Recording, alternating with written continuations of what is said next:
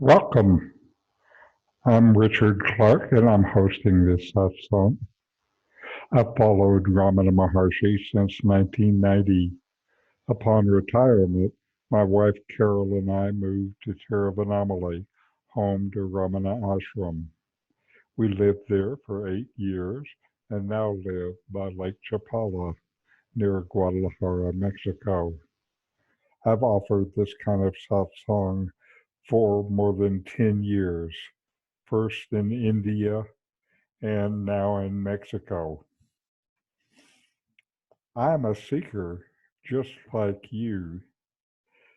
I have been blessed with years of deep teaching and practice, and I just want to share what I love.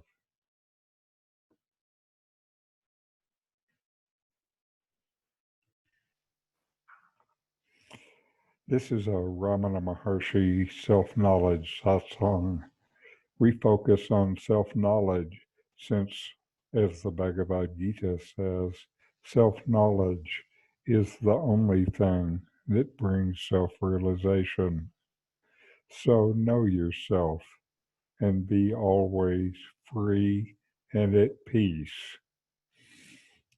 And now for the Ramana section from Who Am I? Today we have paragraph 6. Nor is there anything as the physical world apart from and independent of thought. In deep sleep, there are no thoughts, nor is there a world. Just as the spider draws out the thread of his cobweb from within himself and withdraws it again into himself, in the same way, the mind projects the world out of itself and absorbs it into itself.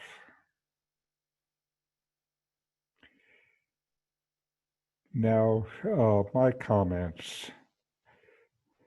Ramana might say, has anyone seen the world without a mind?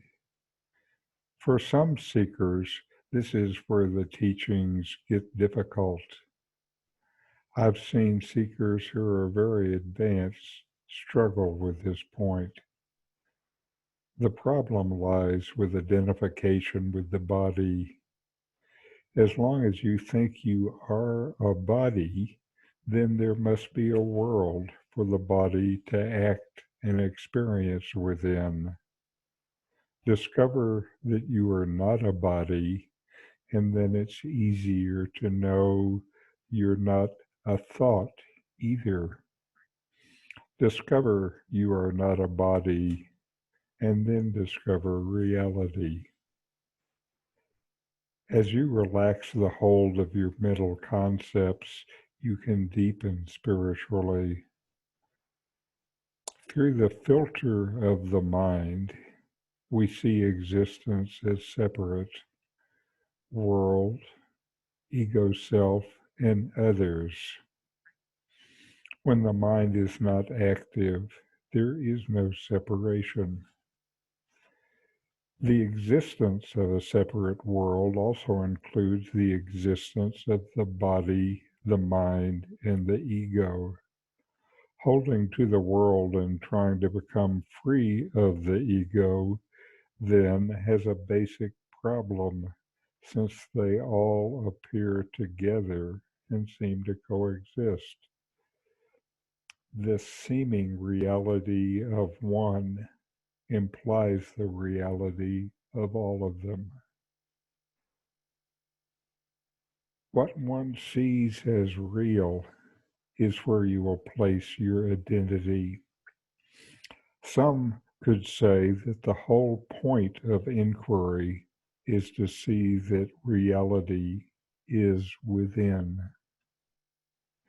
Finally, you can use this spiritual knowledge to see that your own identity is awareness, not any of the 10,000 things, to use a Buddhist expression. I've been taught that what one experiences is determined by where you take your stand. If you stand as a body, then there is a world, life and death, etc. If you stand as the mind, then ideas, moods, and emotions seem to control and limit your experience. If your stand is as being, consciousness, bliss, then no more needs to be done. This is where Ramana took his stand and shed his light onto all who visited him, and even those who just read about him. Now some ideas for practice to help you dive deeper into this.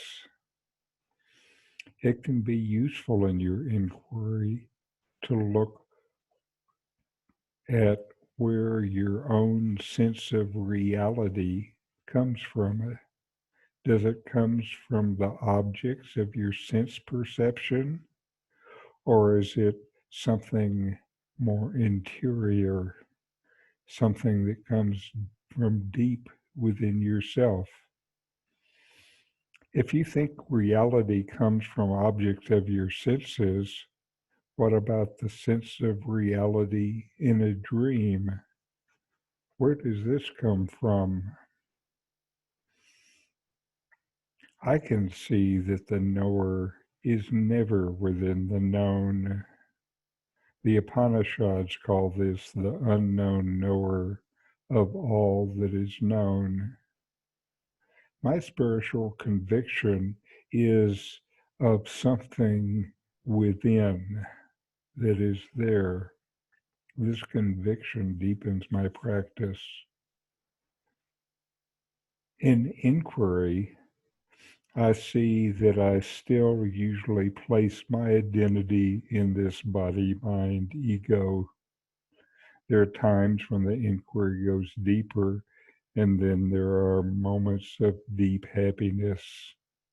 Then my stand is body, mind, ego returns. So when I remember, I return to the inquiry.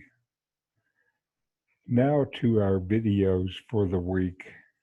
First is Swami Sarvapryananda, and he's a dynamic young monk who's now spiritual leader of the Vedanta Society in New York.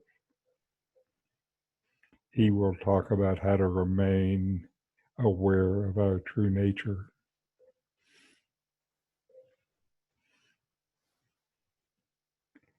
How can my mind always be tagged to this pure consciousness in all my work and actions?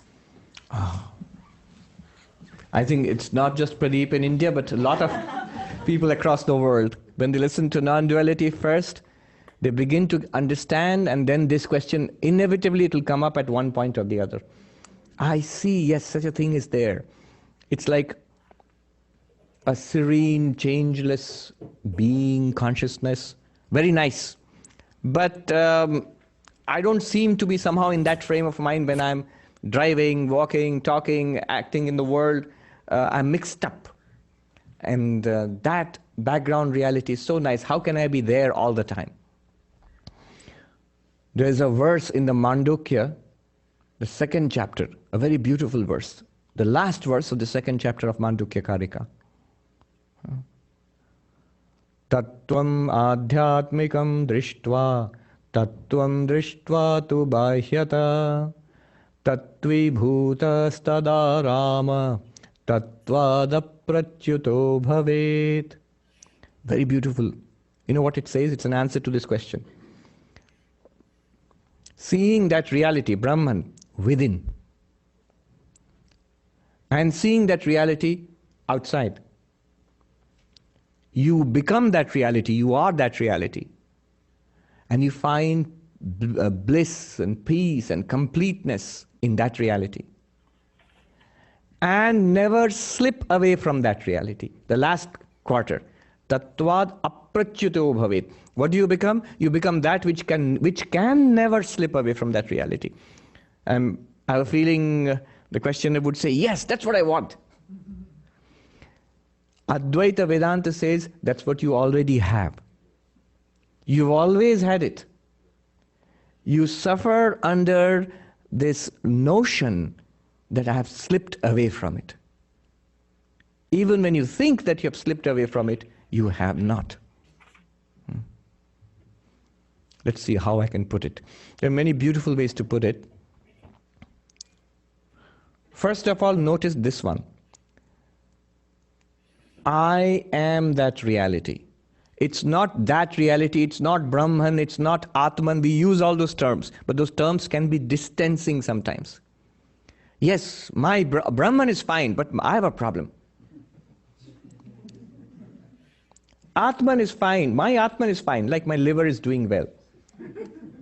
But I have a problem. Atman is you.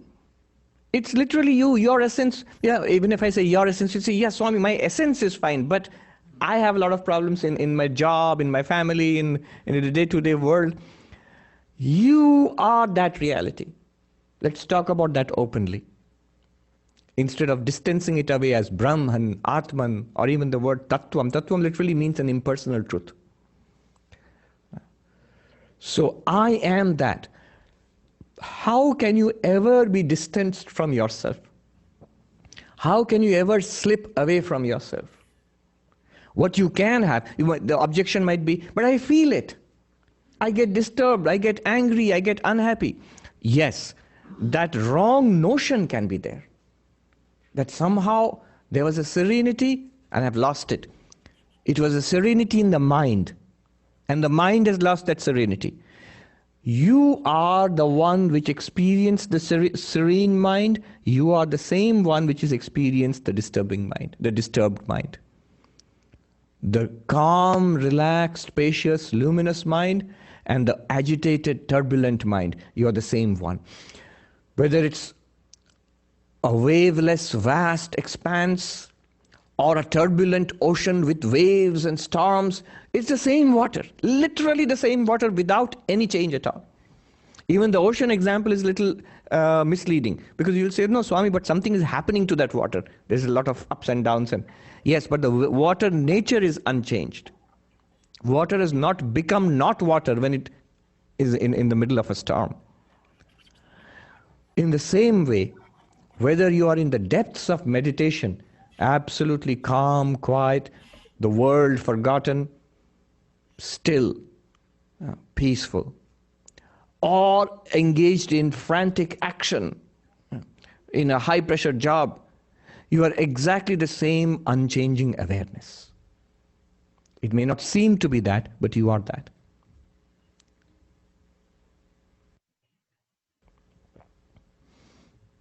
Let me see how I can put it.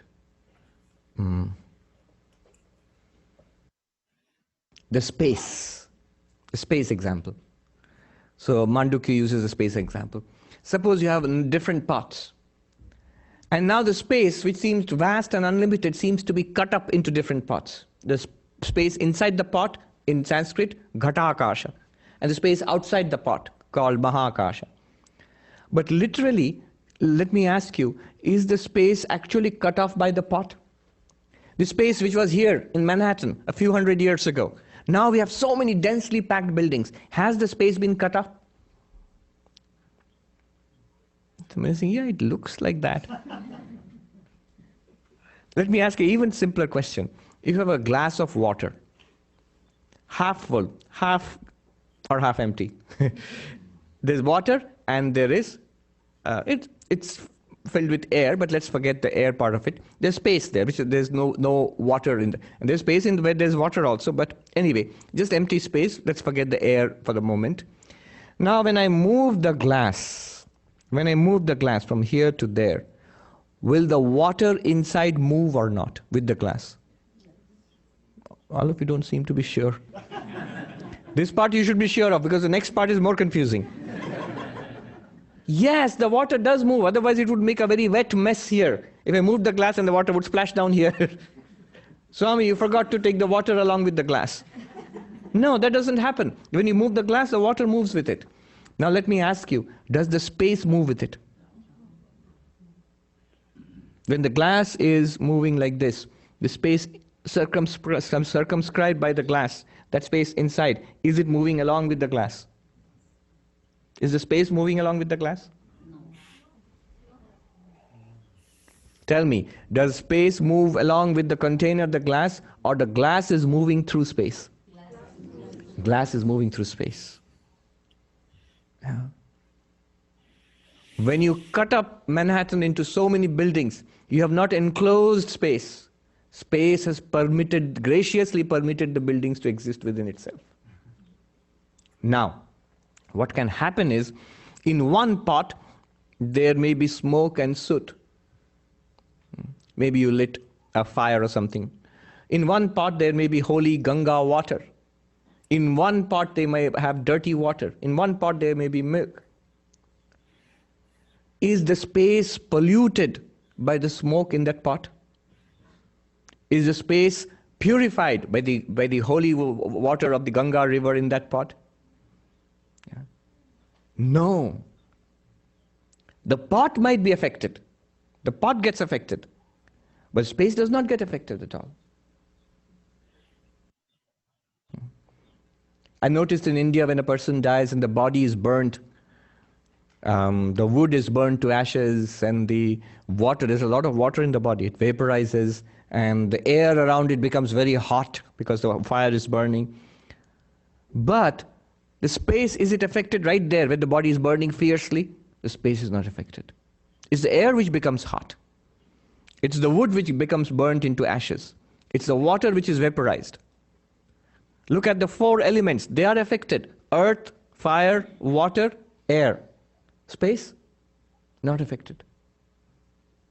Similarly, whatever the contents in the mind, whatever the actions of the body, you, the pure consciousness, you are exactly always the same. You have not departed from your real nature as pure consciousness. How can I remain connected with that?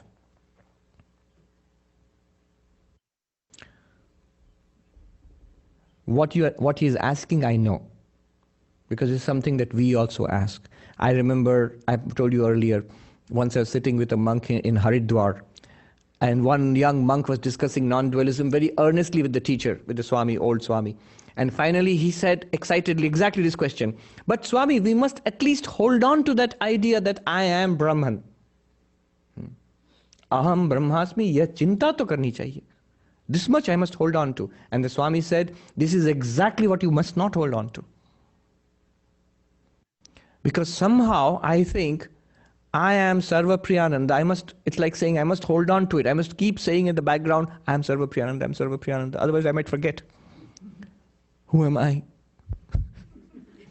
Swami, you always ask, who am I? No, I never forget that. The difference between an actor who is acting as Hamlet or somebody in the open air Shakespeare there in Central Park in summer, that actor must always remember that I am Hamlet. Must keep in mind consciously. But suppose the actor's name is Mr. Scott. Does he have to keep remembering, I'm Scott, I'm Scott, I'm Scott? I must keep it in mind, otherwise I'll become Hamlet. No. Doesn't have to remember. In fact, to be a good actor must not even think about it. Must try to be Hamlet with all intensity. Similarly, the reality which we are, you don't have to keep thinking about it, otherwise I might forget. That happens at the beginning. Because once we get an intuition of what is possible, what we really are, we want to be centered in that. And that's why this question comes, give me some technique so that I noticed what you're talking about. It's remarkable. And let me always remain like that. What Advaita says is, you always are like that. All right, one more point and then we'll go on. Very important here. It is what actually a non-dualist teacher would say to this question. The difference between memory and experience. In Sanskrit, smriti and anubhava. The two are not the same, they do not go together. When you remember something, you are not experiencing it. When you are experiencing something, you are not remembering it, or you need not remember it. All right? Now I'm showing you a clock. Look at the clock. Will you say, I'm seeing a clock or I'm remembering a clock? Seeing. All right. Now close your eyes and visualize the clock. Will you say, I'm seeing the clock or I'm remembering the clock? Remembering. Okay, you can open your eyes. This is the difference between Anubhava, experience, and Smriti. Advaita is experience. It's not a memory. It's not something I experienced earlier and then I'm trying to remember it now. The question is, how can I always remember I'm Brahman? No, don't remember you're Brahman, because you're always Brahman. It's always shining forth. It's just somehow we think it's not present to us. We think it seems to be hidden. That's why we think that we have to remember it all the time. If you are looking at me, you say, Swami, I'm seeing you. Yes, you're seeing me, but are you remembering me? Then, Swami, I'm seeing you. Why do I have to remember you? When I don't see you, I might remember you. This is the difference between memory and experience. Non-dualism is based on an ever-present experience. It's blazing forth all the time. In fact, it's the only thing that's blazing forth all the time. And we have to recognize it. We don't recognize it. You might ask, all right, so how do I recognize it all the time? You don't have to recognize it all the time also. Once you recognize it, it's done. Only thing is, you are right. There might be a period in our spiritual practice when you need to dwell on it intensively for some period of time. But remember, that's also practice. That's not enlightenment. It's remembering an ever-present object. If you're trying to remember the clock when I'm showing it to you, you're doing something odd indeed.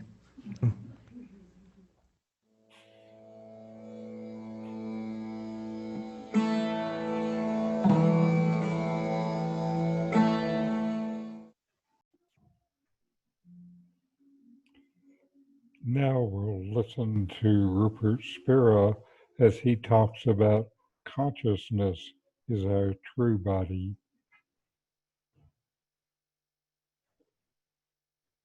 But if you just close your eyes for a minute, and can you get in touch with the sensation rather than the image of the body? You don't have to get rid of the image, but just put it on one side and try to refer to the sensation itself. Yeah? So we tend to think this sensation is taking place in the body, yes, in this container. But the body itself is just this sensation. This sensation is not taking place inside a container called the body. The body is the sensation. And if we look for the edge of that sensation, we don't find the edge that the image seems to indicate. The true container that contains the sensation is consciousness, is borderless consciousness. In other words, consciousness is the true body inside which this vibrating sensation is pulsating.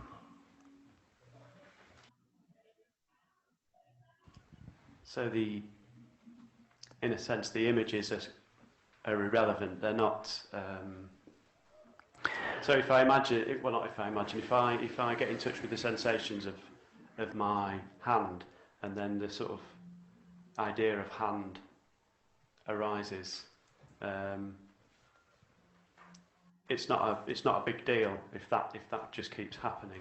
There's nothing wrong with the thought of your hand or the image of your hand, but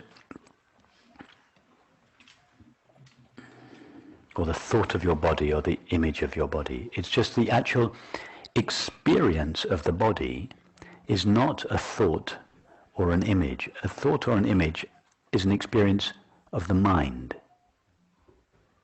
Yes, images appear in your mind. Thoughts appear in your mind. We are interested in the body. what is the actual experience of the body. If we remove thoughts and images and go to the actual experience, it's a sensation.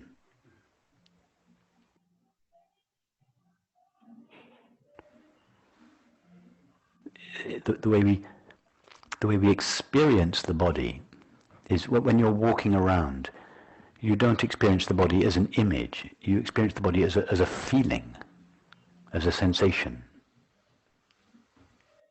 I mean, you can experience the body as a feeling, as an image if you want to. You can imagine it, but you don't very often imagine it during your day. But all day long, you're sensing the body, or most of it. I suppose there's this notion. Well, this sense of the bare sensations. Somehow they seem to occur in a sort of locality. So just the sensations. Close your eyes. Go to the sensation of the body. And with your eyes closed, tell us about the locality where this sensation is appearing. How would you describe the locality? Well, the overall locality is right here, as it were. It's okay, but so the sensation is appearing right here. Tell us about right here. What is right here? Tell us about that here. What is its nature, the nature of here?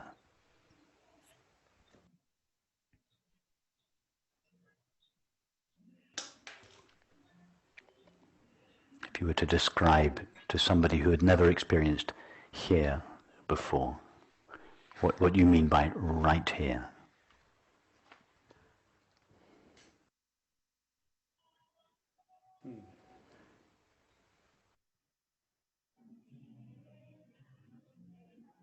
I think I was referring to something that it appears to manifest in it closely, but just looking then, there's nothing other than the sense of just sensations.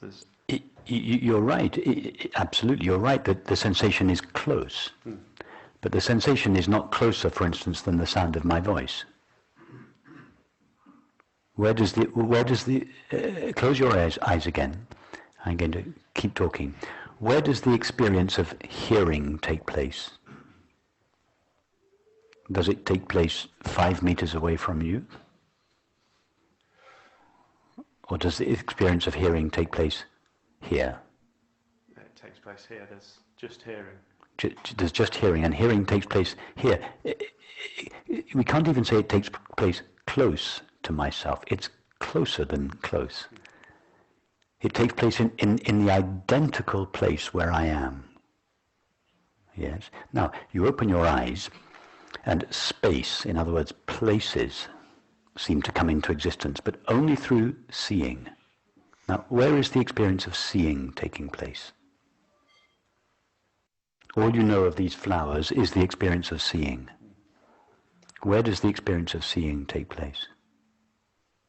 It just takes place here. Here. Okay. Is there anything in your experience now that is not taking place here? Nothing. Okay. So now, tell us about the nature of this here. We cannot say that it's a place in space, because all we know of space is the experience of seeing. Yes? So seeing doesn't take place in a space. It takes place here, but here is not a place in space. What is it? It's just the awareness of the sensation. Perfect. Yeah. Exactly. Here is not a place in space. It is dimensionless consciousness. And it is that dimensionless consciousness that is appearing as 3 dimensions of space and 1 dimension of time. In relation to time, we call consciousness now. In relation to space, we call consciousness here. But now is not a moment in time. Just like here is not a moment in place, in space. The now and the here are, the now is eternal consciousness, here is infinite consciousness. That is consciousness that has no dimensions, which means that this experience that each of us is having is taking place in something that itself has no dimensions. That's what we mean by here.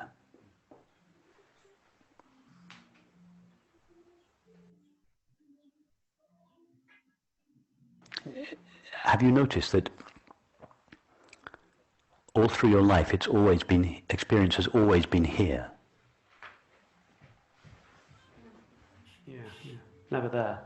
You've never experienced there. So here is not a point in space, because wherever you are, it's here. Just like every moment in time you have ever experienced has been now. So now is not limited to any particular moment in time. Just like here is not limited to any particular moment in space, any particular place in space. The now and here, the here and now is infinite, eternal consciousness. And that's where experience takes place, and what experience is made of.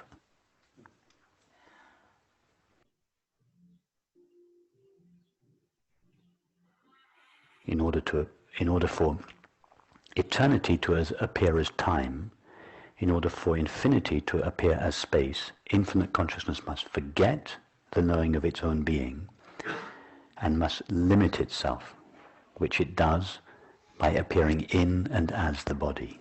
That is why we see the world from the perspective of the body.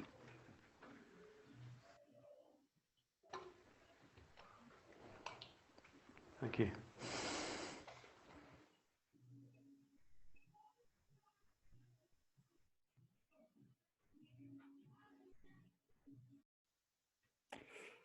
And finally, we'll listen to Nome and meditate along with him. He wants you to experience what he's talking about.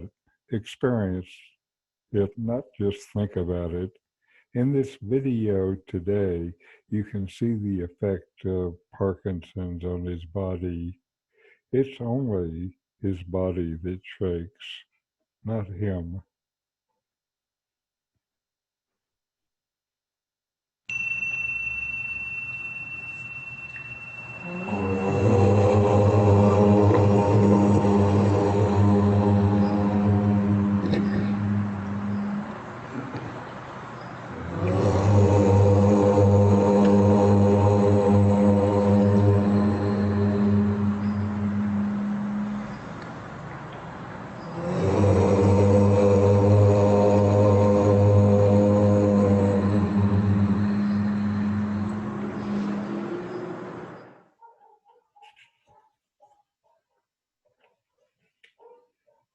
By what light do you know that you exist?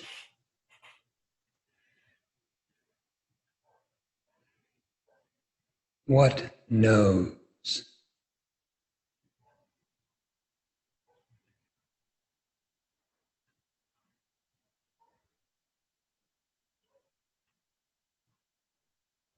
Certainly, the knowledge of your existence does not depend upon a body.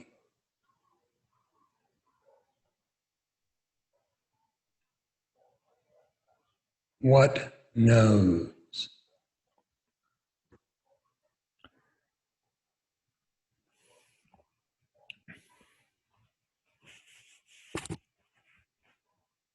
The senses do not know it.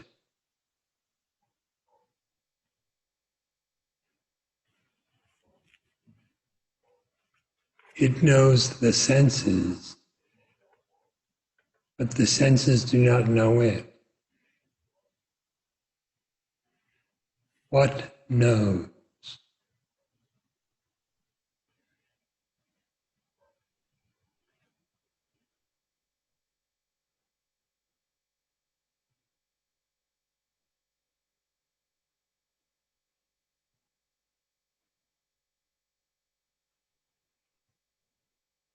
How do you know that you exist?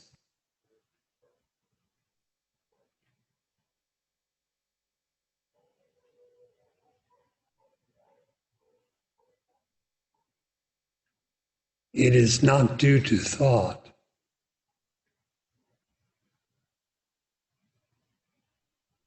It knows thought, but remains unknown by thought.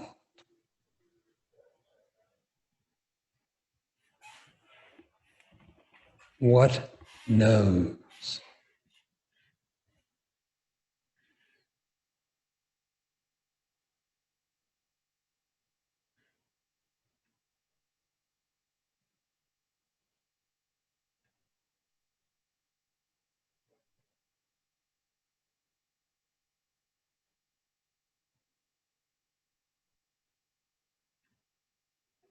How do you know that you exist?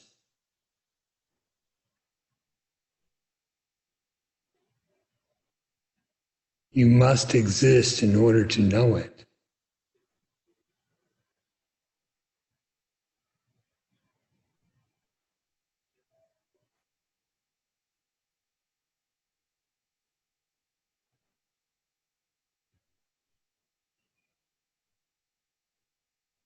Indeed, the knowledge and the existence are inextricable.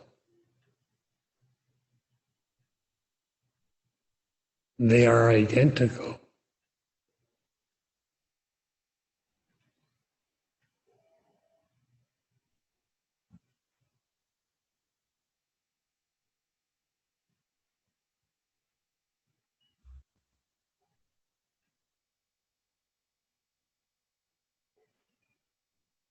When you are happy, what knows the happiness?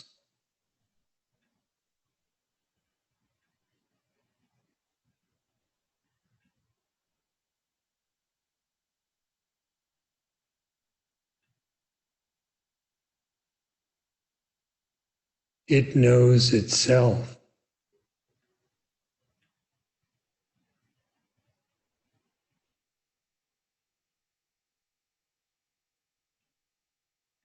The perfect fullness of existence is self-knowing.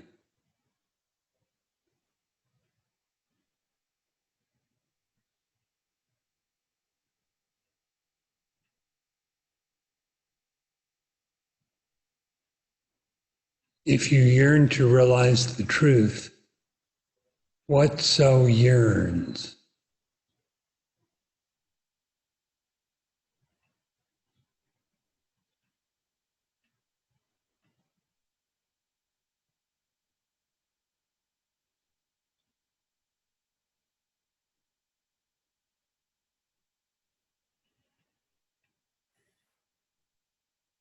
The reality is self-known.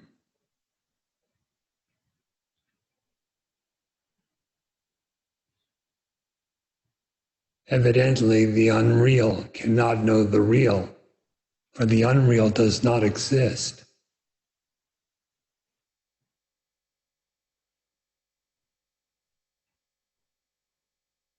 The real comprehends itself,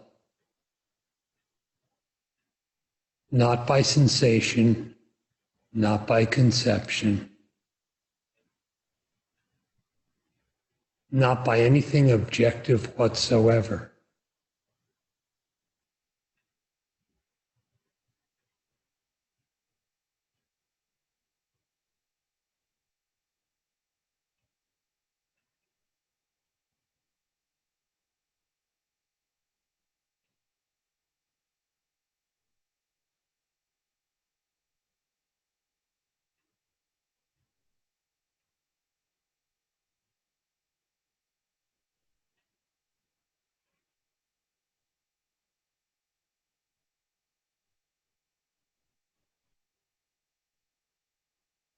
The only veiling of the innate perfection is misidentification, which alone constitutes ignorance.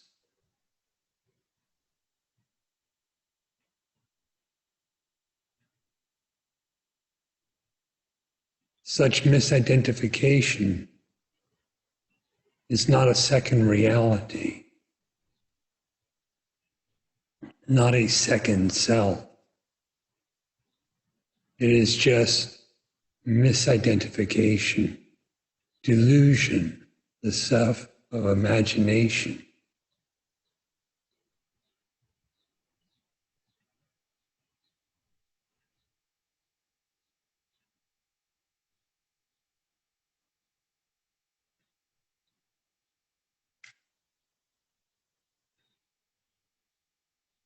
Inquire within, who am I?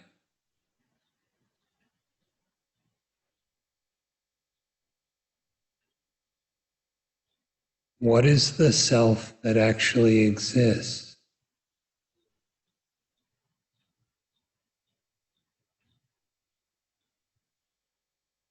What is the nature of the inquirer?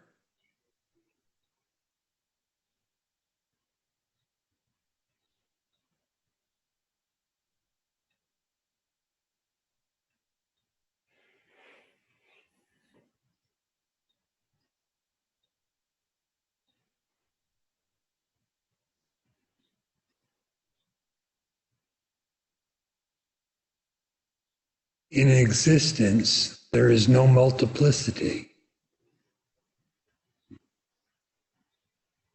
In true knowledge, there is no differentiation.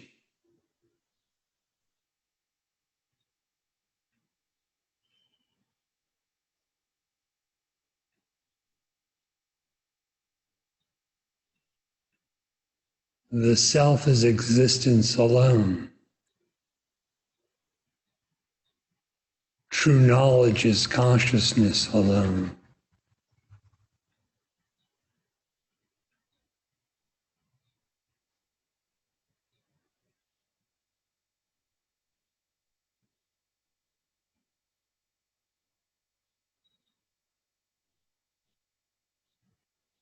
If you suppose that you are apart from that, who is it that so supposes?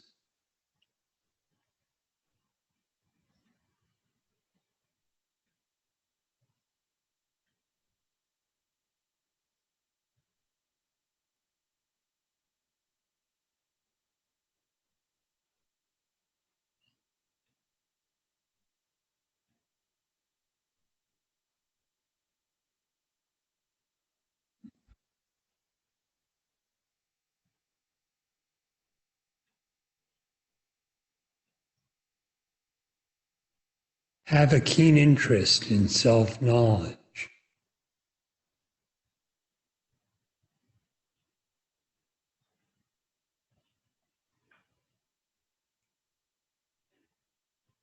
For in this lies peace, happiness, and freedom from all of the imagined bondage.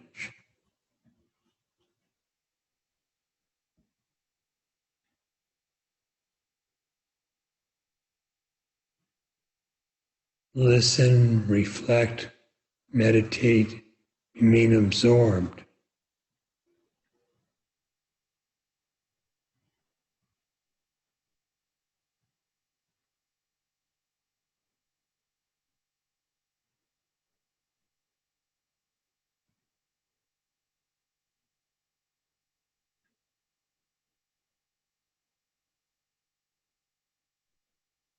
Thus you will know the self, and what you know is what you are.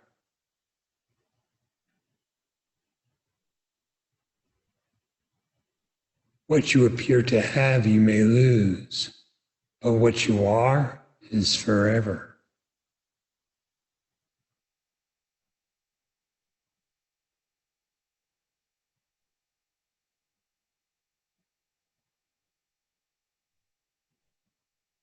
Just as existence is unborn and imperishable, so is this knowledge. Without beginning and without end.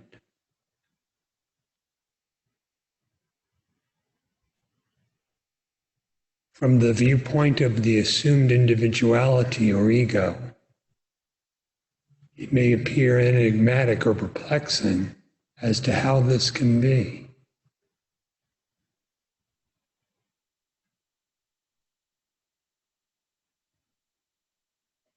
From that perspective, one thinks of knowledge as something possessed or something that occurs.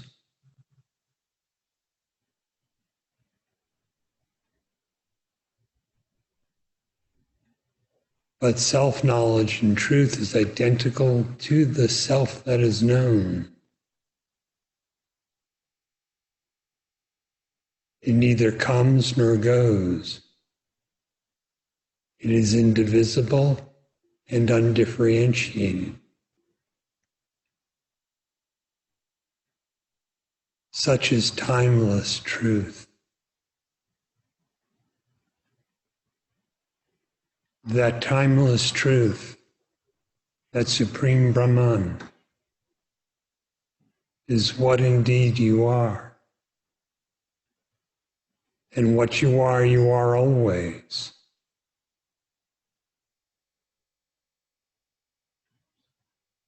What you are not, you are never.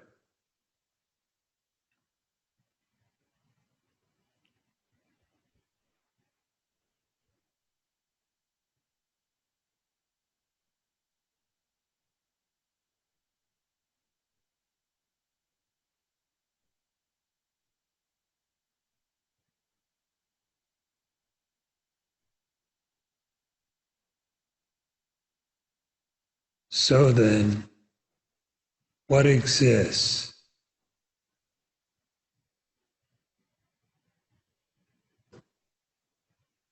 The self exists, but it cannot be known objectively, as if you were one thing and the self were another. After all, what is being indicated here is yourself.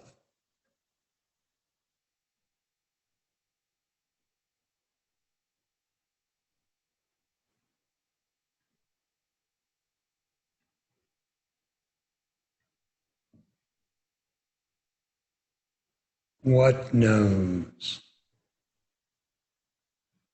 By what light do you know that you exist?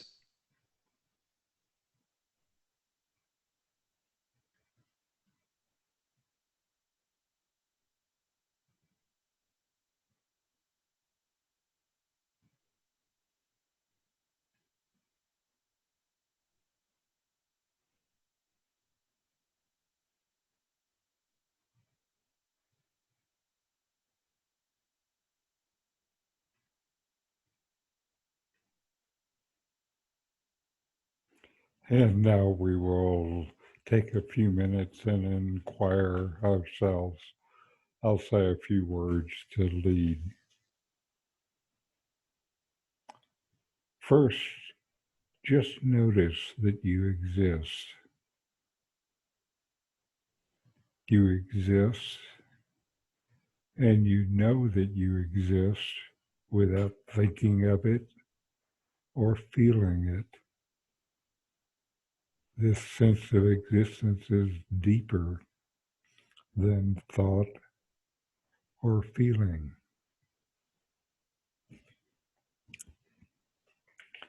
Then inquire, investigate within yourself.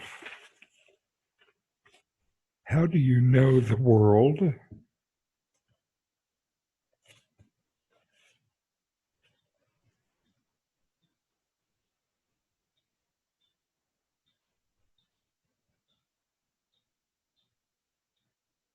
How do you know what is real?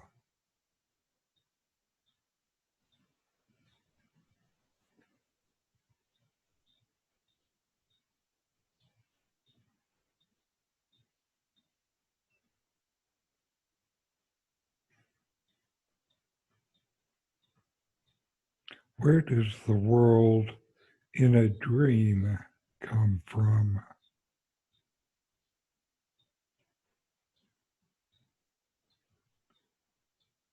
world in the dream has the same sense of reality. Where does that sense of reality come from?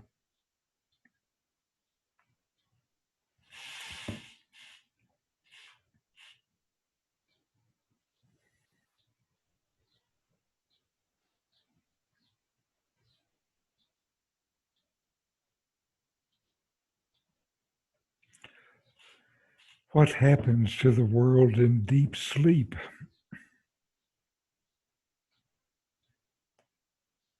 In deep sleep, the mind isn't active, and the world seems to disappear, only to rise again when you wake and your mind becomes active.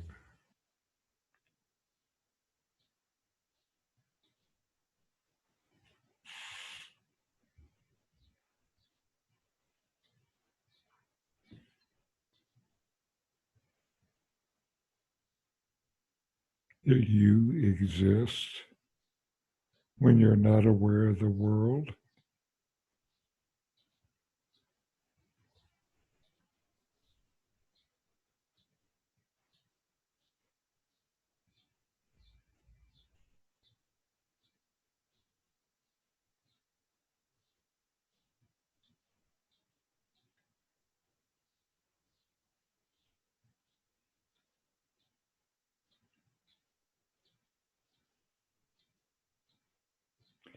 Finally, we ask, who am I?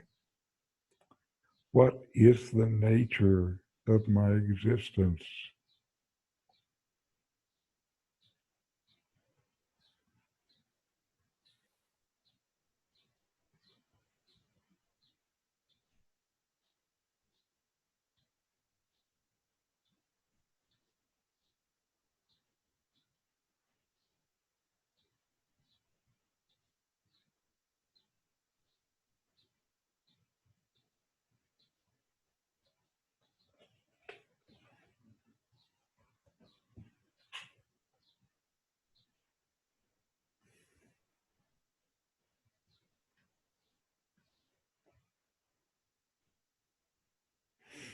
All right, we'll end with a few words, a short chant.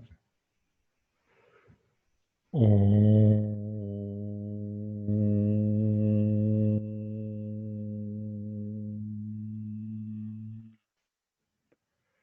Shanti, Shanti, Shanti.